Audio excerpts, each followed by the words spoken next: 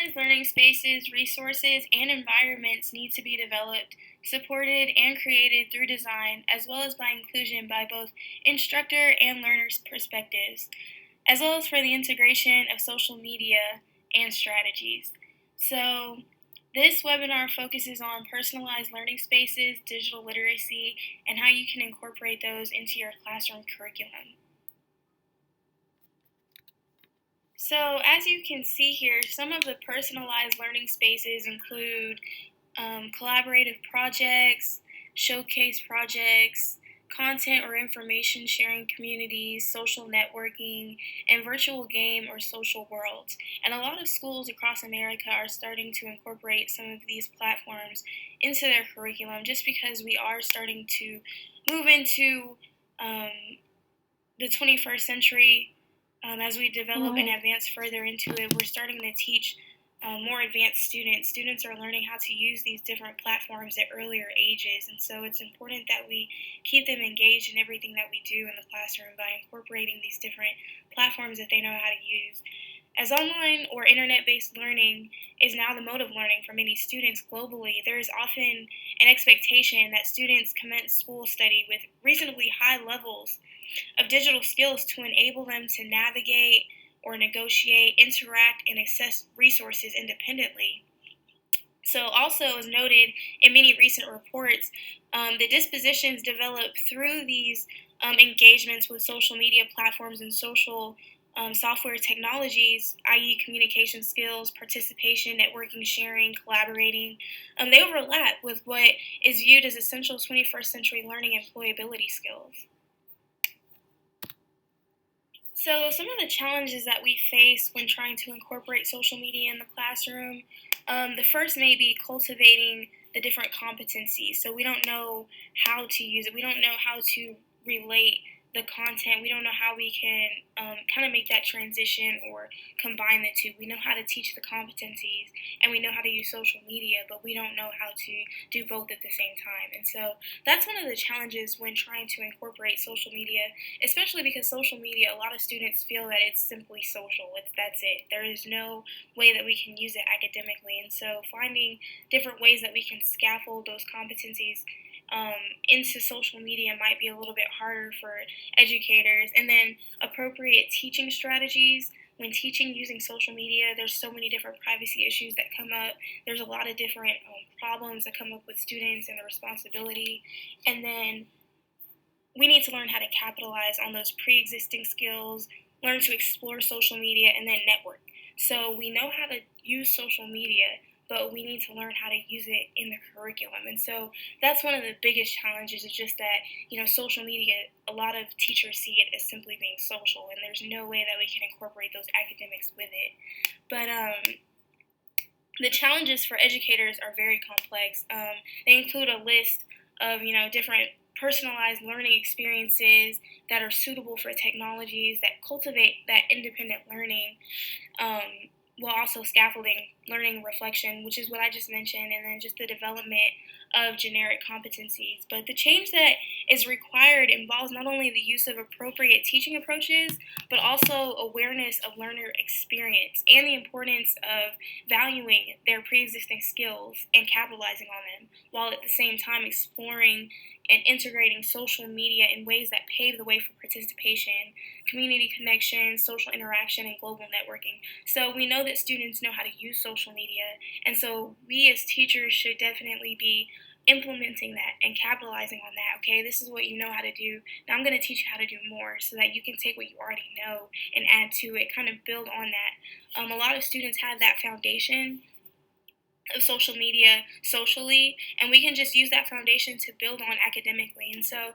it's up to us definitely to make the first step in trying to incorporate social media as learning and teaching tools.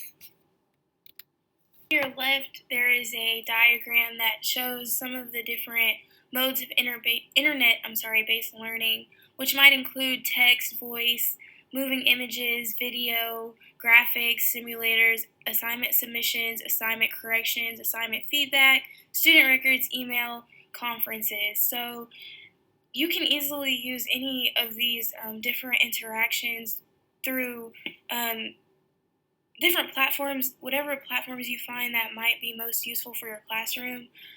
These are based on, I believe it's the kernel's domain, and so this domain is available through several different resources. If you simply Google the kernel domain, this guide will come up. And so these different collaborative tools definitely teach students different ways that they can communicate with others, and it will definitely help in their peer networking, especially with assignments that are student-centered or student-based learning. And then on the right, you see how we define social media. So when a lot of educators or other students, maybe faculty members might say Web 2.0, that's how we may or may not define social media. If you hear Web 2.0, that's the same thing. And it says it right there, used interchangeably with Web 2.0.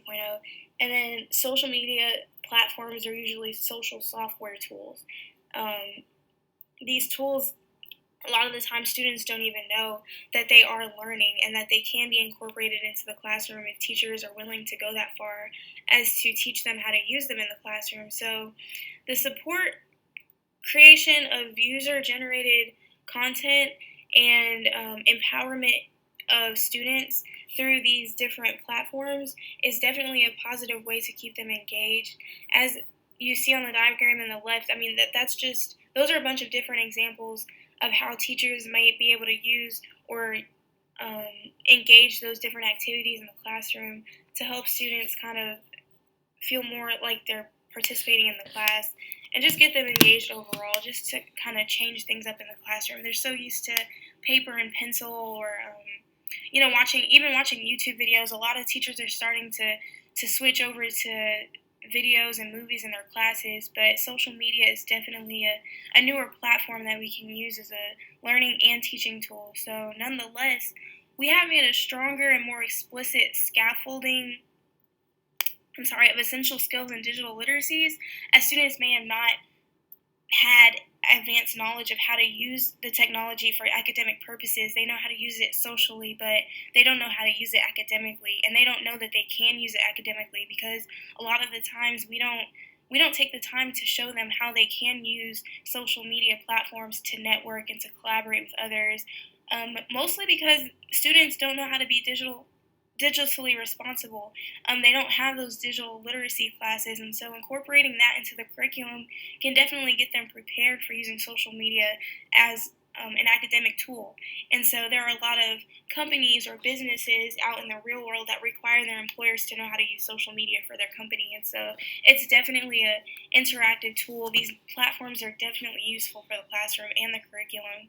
So students might not see the relevance of social media for learning, but in fact, their day-to-day use of technology may have already cultivated them the impatience and desire for instant answers. And so this leads them to take a casual approach to different things like plagiarism and information ownership or evaluations. And so using social media and using those different digital literacies and digital responsibility courses will definitely get them on the right path to using Web 2.0 platforms in the classroom. So for schools in many countries, the development of digital literacies and independent learning is now high on the agenda. Teachers are being advised to implement social media to maximize the potential of new tools to support learning by capitalizing the competencies and skills students bring into the classroom, which is what I was saying earlier, is that a lot of teachers are starting to incorporate these different tools for students to use. As they get older and older, they get more used to it, and these are 21st century learners that we're teaching, so they catch on pretty quickly. So using social media in the classroom as a teaching and learning tool only makes them stronger and better for the future. So we're capitalizing on social media, we are at the same time helping them obtain the attributes and capabilities to prepare them for the workforce and for life in the digital economy and network society. As we know, when we get out into the real world, there's a lot of collaborating that happens, a lot of networking that happens, a lot of group projects that happen, and most of it happens digitally. So when students are responsible, when they know about different privacy issues and different plagiarism, when they have that information that they learn from school, it's no problem when they apply it to their lives in the real world. So at the same time, teachers who adopt social software tools should not do so merely to appear conversant with the tools, but to ensure the integration of the tools with sound strategies to facilitate authentic exchange and dialogue between students and then with students. So they must be wary of potential privacy issues, as I was mentioning earlier, involved with the use of social media tools for teaching, learning, and assessment. Not to mention the fact that they may feel unwelcome in their students' online social networks and communities. So a lot of the time, students feel, this is my space. This is the one place where I can go and be myself. And now all of a sudden, you're bringing this into the classroom. So although there may be attempts by teachers to co-opt the technology students use for communication and entertainment purposes, such attempts may be perceived by the students as intrusions into their space. And so our job is definitely to, make them feel relaxed, make them feel that we're learning, we're using this to learn, and that you can use this as a tool to learn, and it can still be your space. As a matter of fact, it can be your space, and when you get home, it's still your space. It's just your space where you can now communicate with your teachers in a more relaxed or informal environment.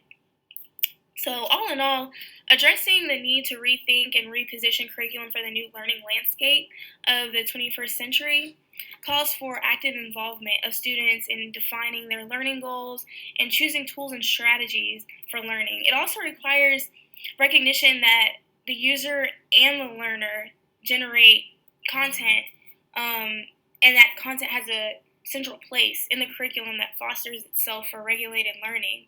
So there's a fine line to balance and a fine line that needs to be achieved in attempting to promote learner control, knowledge, creation, agency, and autonomy by offering flexible options and choice, while offering guidance and structure when needed. So by adding to the learning process, through personalized, customized, and adaptive learning spaces, we can definitely integrate social media as a learning and teaching tool. And it really just takes patience and time, learning how to teach students how to use these different platforms correctly, how using them incorrectly can affect their future. But this definitely is a step up because we are evolving and technology is evolving, and we're getting further and further into the 21st century. And as we do, then we need to ensure that our curriculum changes with it.